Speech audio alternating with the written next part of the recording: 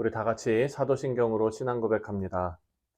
전능하사 천지를 만드신 하나님 아버지를 내가 믿사오며 그 외아들 우리 주 예수 그리스도를 믿사오니 이는 성령으로 잉태하사 동정녀 마리아에게 나시고 본디오 빌라도에게 고난을 받으사 십자가에 못 박혀 죽으시고 장사한 지 사흘 만에 죽은 자 가운데서 다시 살아나시며 하늘에 오르사 전능하신 하나님 우편에 앉아 계시다가 저리로서 산 자와 죽은 자를 심판하러 오시리라. 성령을 믿사오며 거룩한 공회와 성도가 서로 교통하는 것과 죄를 사하여 주시는 것과 몸이 다시 사는 것과 영원히 사는 것을 믿사옵나이다. 아멘. 우리 다 같이 찬송가 274장 나 행한 것 죄뿐이니 우리 다 같이 찬송하겠습니다.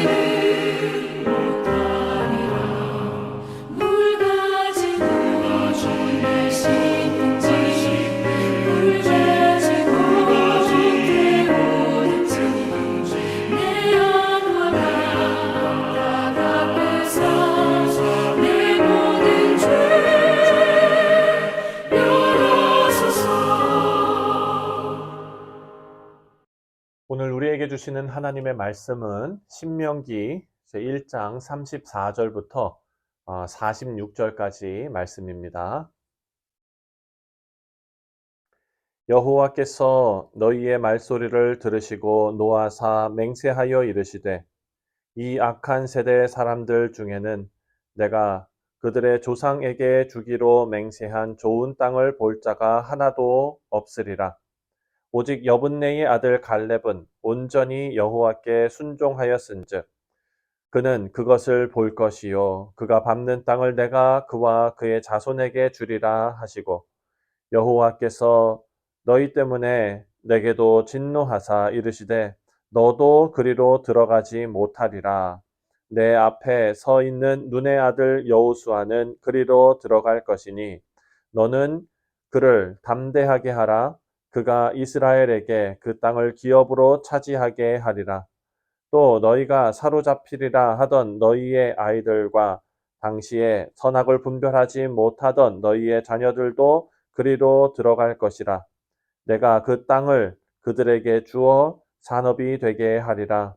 너희는 방향을 돌려 홍해 길을 따라 광야로 들어갈지니라 하시매 너희가 대답하여 내게 이르기를 우리가 여호와께 범죄하였사오니 우리 하나님께서 우리에게 명령하신 대로 우리가 올라가서 싸우리이다 하고 너희 각각 무기를 가지고 경솔이 산지로 올라가려 할 때에 여호와께서 내게 이르시되 너는 그들에게 이르기를 너희는 올라가지 말라 싸우지도 말라 내가 너희 중에 있지 아니하니 너희가 대적에게 패할까 하노라 하시기로 내가 너희에게 말하였으나 너희가 듣지 아니하고 여호와의 명령을 거역하고 거리낌 없이 산지로 올라가매 그 산지에 거주하는 아모리 족속이 너희에게 마주 나와 벌떼같이 너희를 쫓아 세일산에서 쳐서 호르마까지 이른지라 너희가 돌아와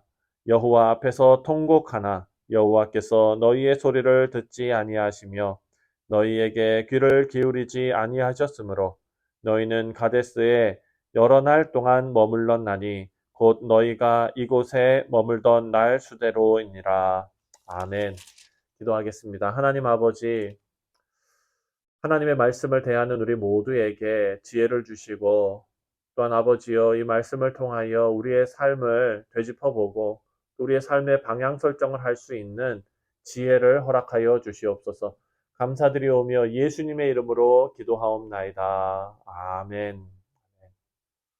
네, 사랑하는 성도님들, 오늘 계속되는 이 신명기 말씀을 통해서 우리가 깨닫게 되는 진리는 하나님의 말씀에 불순종하는 것은 비극적인 결말을 낳는다라는 사실입니다. 신명기 이 시작에 나오는 말씀은 분명히 10일 정도면 갈 수 있는 가나안 땅에 들어가는 이 여정이 왜 40년이나 걸리게 되었는지를 해설해 주는 부분입니다. 그리고 그 원인을 한 단어로 요약한다면, 표현한다면 바로 불순종입니다. 그 불순종의 결과를 오늘 보면 35절이 이렇게 말하고 있습니다. 35절에 이 악한 세대의 사람들 중에는 내가 그들의 조상에게 주기로 맹세한 좋은 땅을 볼 자가 하나도 없으리라. 하나님의 말씀에 불순종했던 이스라엘 백성들은 출애굽 1세대가 모두 약속의 땅에 들어가지 못하는 결과를 낳게 했습니다. 물론 그 가운데 여호수아와 갈렙은 가나안 땅에 들어갑니다. 이 둘이 예외가 될 수 있었던 이유가 있습니다. 바로 36절에 나오는 대로 순종 때문입니다. 36절에 오직 여분네의 아들 갈렙은 온전히 여호와께 순종하였은즉 그는 그것을 볼 것이요 그가 밟는 땅을 내가 그와 그의 자손에게 주리라 하시고 사랑하는 성도님들 우리가 지난 봄에 민수기 말씀을 묵상했습니다. 여러분 기억나시는지 모르겠습니다. 지난 봄에 우리가 민수기 말씀을 끝마쳤습니다. 이스라엘 백성들은 가나안 땅에 들어가지 못한다라는 하나님의 말씀을 듣고 우리가 싸우겠다 그러면서 들어가겠다고 가나안으로 올라가려고 했습니다. 그런데 42절 말씀을 보니까 42절에 여호와께서 내게 이르시되 너는 그들에게 이르기를 너희는 올라가지 말라 싸우지도 말라 내가 너희 중에 있지 아니하니 너희가 대적에게 패할까 하노라 하시기로 이제 정신 차리고 하나님께서 너희들 이제 가나안 땅으로 들어가지 못한다 심판하시고 나니까 이제 부랴부랴 정신 차리고 싸우러 나갈 때에 하나님께서 막으셨습니다. 하지만 이들은 여기서도 불순종했습니다. 그렇게 하나님의 뜻을 무시하고 싸우러 갔다가 가나안 거민들에게 전쟁에서 참패를 당합니다. 원래 하나님께서 인도하신 대로 순종의 길을 걸었더라면 그날이 가나안 정착의 첫째 날이 되었을 것인데 불순종으로 인해서 그날은 비극적인 날이 되고 말았습니다. 이 말씀을 생각해 보면 모세는 출애굽 2세들에게 이 모든 일에는 때가 있고 그 때를 놓치지 말라라고 권면하는 것 같습니다. 41절 말씀을 보니까 41절에 너희가 대답하여 내게 이르기를 우리가 여호와께서 범죄하였사오니 우리가 여호와께 범죄하였사오니 우리 하나님께서 우리에게 명령하신 대로 우리가 올라가서 싸우리라 하고 너희가 각각 무기를 가지고 경솔히 산지로 올라가려 할 때에 하나님께서 이스라엘 백성들에게 심판을 선고하시고 그리고 그 이후에 이들은 뒤늦게 잘못을 깨달았던 것입니다. 그리고 뉘우치면서 부랴부랴 무기 들고 싸우러 올라갔을 때 아모리 족속 그 가나안 거민들에게 참패를 당하게 되었습니다. 하나님께서 이들을 막으셨습니다. 가지 말라고 경고했습니다. 그런데 그것을 무시하고 나갔을 때 참패를 당한 것입니다. 여러분 이스라엘 백성들에게 기회가 없었던 것이 아닙니다. 하지만 그 기회를 날려버렸습니다. 때를 놓친 것입니다. 때를 날려버린 것입니다. 여러분 신약에 보면 예수님께서 열처녀 비유를 하시지요. 그 열처녀 비유가 바로 이런 진리 아니겠습니까? 마태복음 25장에 보면 열처녀 비유가 나옵니다. 여러분 신랑을 맞을 처녀들이 10명이 있었는데 그 중에 5명은 기름을 준비하지 않았고 성경에 보면 미련한 처녀들이라고 얘기했고 또 기름을 준비한 지혜로운 5 처녀들이 있죠. 그런데 신랑이 오는 그 때가 지체되자 5 처녀들, 기름을 준비하지 못한 처녀들은 이제 큰일이 났고 하지만 기름을 준비한 지혜로운 5 처녀만 그 잔치에 들어갈 수 있었다라는 내용입니다. 우리 사랑하는 성도님들, 고린도후서 6장 2절을 보면은요. 지금이 은혜 받을 때고 또 구원의 날이다라고 말합니다. 지금입니다. 하나님께서 주시는 기회를 놓치지 말고 모두 하나님의 뜻에 합당하게 살아야 된다는 것입니다. 주님을 닮아가는 일도 마찬가지입니다. 때가 있습니다. 지금 우리에게 주신 이 환경 속에서 하나님께서 지금만 우리가 누릴 수 있는 그 은혜를 우리에게 주시는 것입니다. 여러분 이것을 놓치면 안 됩니다. 하나님의 나라를 위해 헌신하고 또 쓰임 받을 수 있는 때를 다 놓쳐버리고 사실 부끄러운 구원은 없지만 하나님 나라를 위해 쓰임 받을 수 있는 기회를 세상에서 다 방황하고 그리고 다 날리는 것은 부끄러운 일인 것은 맞습니다. 우리 모두가 세월을 아끼고 또 후회 없는 삶을 살아내시기를 주님의 이름으로 축원드립니다. 마지막으로 43절과 그리고 44절을 보면 내가 너희에게 말하였으나 너희가 듣지 아니하고 여호와의 명령을 거역하고 거리낌 없이 산지로 올라가매 그 산지에 거주하는 아모리 족속이 너희에게 마주 나와 벌떼같이 너희를 쫓아 세일산에서 쳐서 호르마까지 이른지라. 이스라엘 백성들이 자기들의 싸움에서 패한 이유가 있습니다. 그 이유는 하나님께서 가라고 하신 기회, 다시 말해서 때를 놓친 이유도 있지만 이들이 실패한 가장 큰 이유는 말씀대로 하지 않은 것입니다. 우리 모두는 사도 바울의 표현에 의하면 믿음의 선한 싸움을 싸우고 있는 사람들입니다.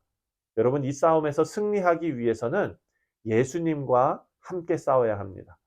이스라엘 백성들처럼 내가 싸우면 질 수밖에 없습니다. 하나님께서 함께 하지 않으신다고 말씀하셨거든요.